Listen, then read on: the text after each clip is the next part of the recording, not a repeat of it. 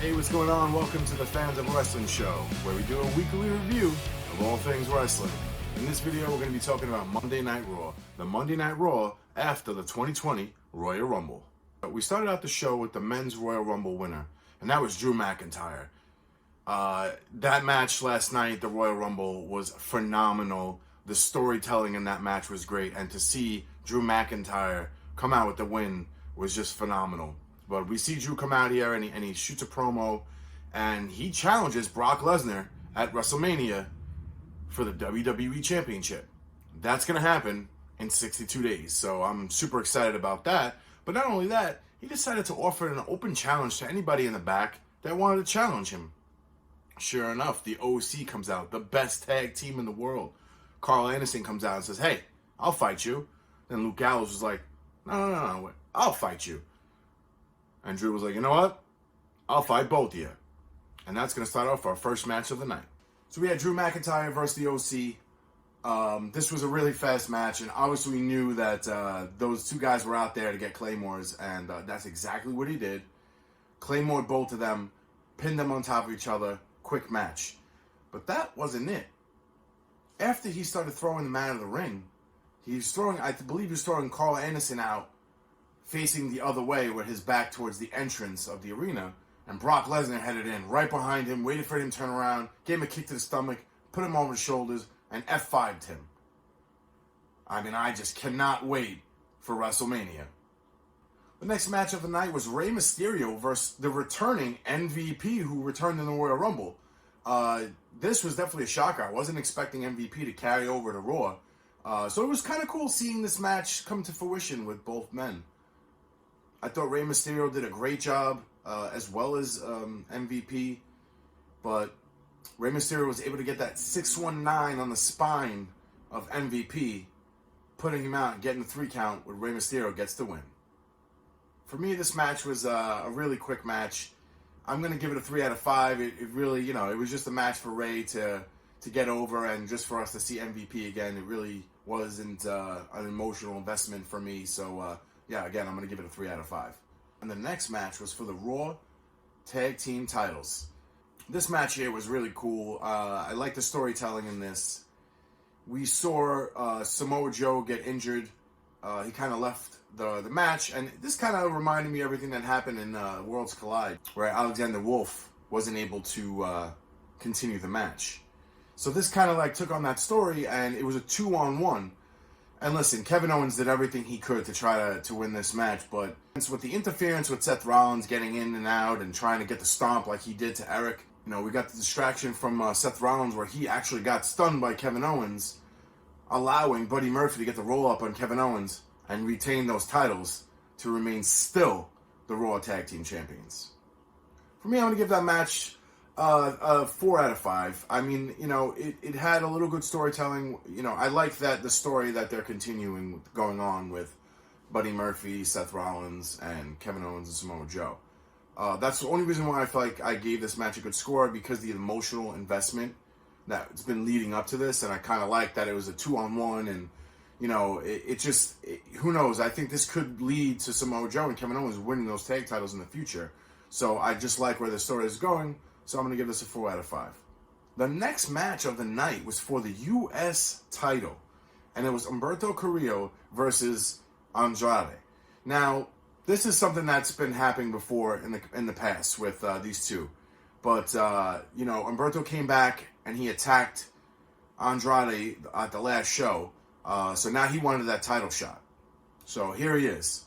Great match. These two competitors really can just tell a great story.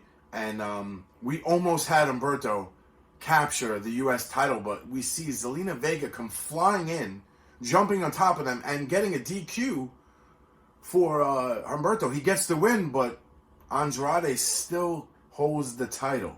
But hold on one sec. Umberto Carrillo did not like that outcome. So he took it upon himself. He threw Andrade outside. He lifted up the rubber mats off the floor. And he gave the hammerlock DDT, Andrade's own move, head first onto the concrete.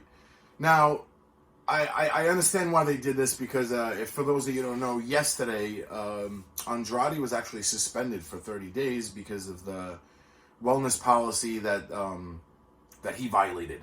We don't have the full scoop of what that was, but it doesn't matter. He's gone for 30 days, so I thought this was a smart idea from WWE to kind of like put him out in an injury. Let him be gone for 30 days. I don't know what's going to happen with the title. I hope they don't let him keep it for 30 days. I think that's kind of silly. But when Andrade comes back, I can only imagine what's going to happen with Umberto Carrillo. I'm going to rate this match a 4 out of 5. It was super entertaining. That false ending, is really wide. I mean, if he won the match, it would have been a 5 out of 5. But I did like what they did because it made sense with the wellness policy and everything going down. So still going to give this match a good rating, a 4 out of 5. Now, the next match started out with Charlotte coming out, who was the 2020 Royal Rumble winner. A lot of people weren't happy with Charlotte. For me, I think that Charlotte is a perfect candidate for the Royal Rumble. I don't think that I want to see Becky and Charlotte, so I really hope she picks Bayley. In this scenario, she did not pick anyone. Like we saw in the beginning of the show, Drew McIntyre challenged Brock Lesnar, but we didn't get that from Charlotte. She said she's still got a lot of thinking to do. But on that note, Asuka and Kairi Sane come out, interrupt her, and challenge her in a match, and she fights Asuka. Now, this match was phenomenal. The back and forth hard hitting of this match, we were about to see Charlotte put the figure 8 on Asuka and Asuka to tap, but Kairi Sane came in with an elbow drop out of nowhere, causing another DQ in this show, which I wasn't happy about, and I really didn't like that they did it back to back. I really wish they wouldn't have done that. At least, I skipped over an Aleister Black match that was before the other match because it was a 3-second match. That's the match you put in between two matches. You cannot put two false endings back to back. So I'm just telling you right now, WWE, you're not getting a good rating on my production value on this show. I'm just letting you know. Don't do it again. The DQ, Charlotte got the win, but, false ending again. So for me, I'm going to rate that match 3 out of 5 because I did not like that they did that back-to-back scenario again, and that's just something that's just too repetitive, and they got to cut that out. Now, after this match, we saw Mojo Rawley come out with the 24/7 championship. Now, he's been talking smack, saying that he's not going to run, and he's going to do whatever is possible to make that title prestigious. We also see him standing in the ring with some guy that, I know him from NXT, but I'm sure half the arena didn't know who he was. And that was Riddick Moss. He used to team with another guy that everybody hated in NXT. I'm not even going to mention his name. But, so he came out and Mojo was saying, listen, I'm the quarterback and he's my offensive line. And, he's got my back. So he has a match against No Way Jose for the 24/7 championship. And he puts No Way Jose really quick away. Again, this wasn't a fast match, but I did like what happened after it. As soon as he pinned No Way Jose, some guy in a weird-ass costume comes running in the ring and pins Mojo Rawley and wins the 24/7 championship. It was RTruth. So I just thought this was amazing that RTruth gets another title reign with that, but it did not last because, of course, he didn't get out of the ring and get the hell out of there. He started celebrating like he always does. And bad idea. Because when he turned around, Riddick Moss was blocking his way. So he's like, he turns around and there's Mojo Rawley. Does the move, gets the pin, and Mojo Rawley now is 3-time 24/7 champion. So I did like that. I thought it was cool how it switched back and forth. I like R2 coming out. I like that Mojo has the title. It's fun. It's different. He's the kind of guy that can make it a little entertaining. A lot of people don't like Mojo. I always liked Mojo from the start. I thought he had that wrestler ability to get hype, and I just love his whole gimmick. The whole face painting thing that he was doing after he broke up with Zack Ryder. But for me, I just love this whole segment. Although it was a short segment, I'm going to give it a 3 out of 5 just because it made me laugh. So it was pretty cool. And then after this, the next match we saw, finally, some retribution here. It was Liv Morgan versus Lana. Now, Liv Morgan did not disappoint. She went at it with Lana and gave Lana everything possible. And sure enough, she came out with the win and put Lana away just to show how much she is better than Lana.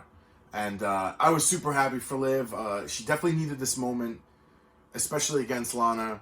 And I feel like this definitely could be a WrestleMania match, maybe the pre-show. They always do a lot of shows in WrestleMania, so maybe they'll throw it in the pre-show. Who knows? Or maybe a roadblock. Who knows what they're going to do? But not a long match. Again, the show has a lot of short matches. So, again, I'm going to give this a 3 out of 5. It was entertaining for what the storyline provided for us, but as far as a match, it lacked excitement besides the storyline. So again, it's a 3 out of 5 for me in this match. And now we come to the end of the show, which they kept amping up that Edge was going to come and make a return on Raw to address the universe. And that he did. He came out, crowd popped. You know, he had such a great pop at WrestleMania. It was probably by far one of the biggest pops in a long time. It's like that Road Warrior pop. It's like that Stone Cold pop, the Rock pop. I mean, the place blew up. And, you know, he deserved that. I mean, 9 years being out and that triple neck fusion surgery. I mean, that's insane. You know, God bless him. I hope nothing but the best for him. Unfortunately, Randy Orton didn't feel that way. Because as Edge was talking, he got interrupted by Randy Orton. But Randy Orton came out like he was a friend. And gave him a hug and said he was so happy to see you. And is there any chance that we're going to get the rated RKO out and get that team back together? And Edge smiled, the crowd got happy, and sure enough, the snake, the Viper, struck again with an RKO to Edge. Now, I mean, listen, if anybody knows that level of injury of a neck that he has, taking an RKO is not a good thing to do because that's just head first on the floor, and, you know, he's actually holding on to your neck, so all that pressure, it can't be good. And we saw Edge sitting there. But that wasn't it. The Viper wasn't done. He actually took a steel chair and wrapped it around the head. Now, thank God, when he climbed up to the top of the turnbuckle, he decided to change his mind and took off that steel chair around his neck, threw it out of the ring, and bounced.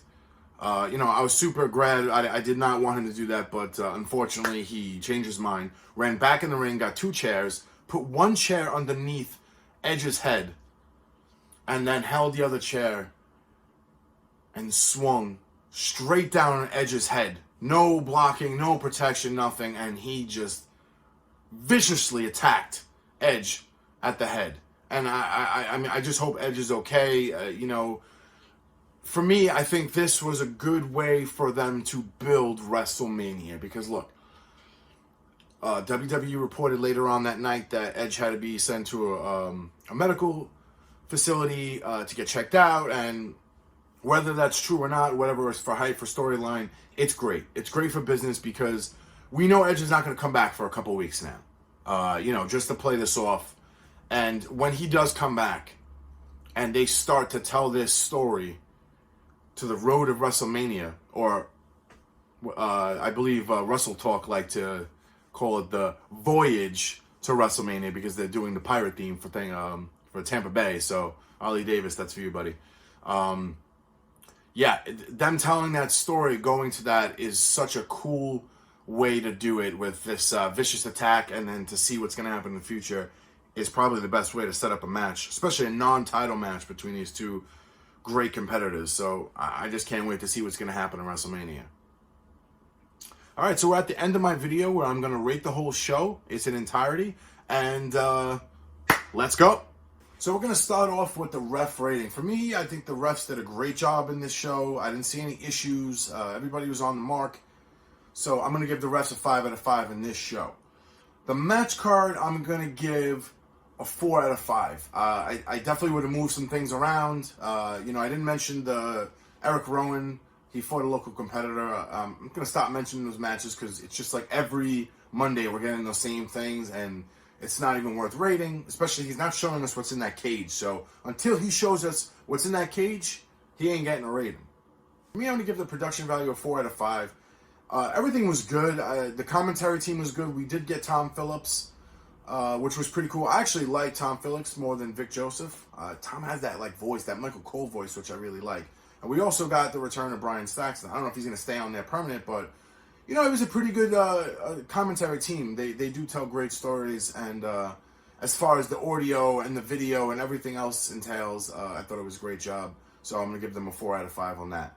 For the overall show rating, now I'm going to be honest with you. There was a lot of matches that were just quick and fast. 2 DQ matches back to back, which I did not like. So listen, there was a lot of great stuff that happened in this episode of Raw. But for me, 3 hours of wrestling, I don't feel it was worth a good rating. So I'm going to give it a 3 out of 5. Especially following an amazing show like the Royal Rumble. For me, it was crap. I hate to crap on it, but, I'm just going to speak the truth here. So, all right, thank you so much for watching the video. I just always want to remind everybody, if you have a problem with my comments or my ratings or reviews, I really don't care. Because at the end of the day, what do I know? I'm just a fan.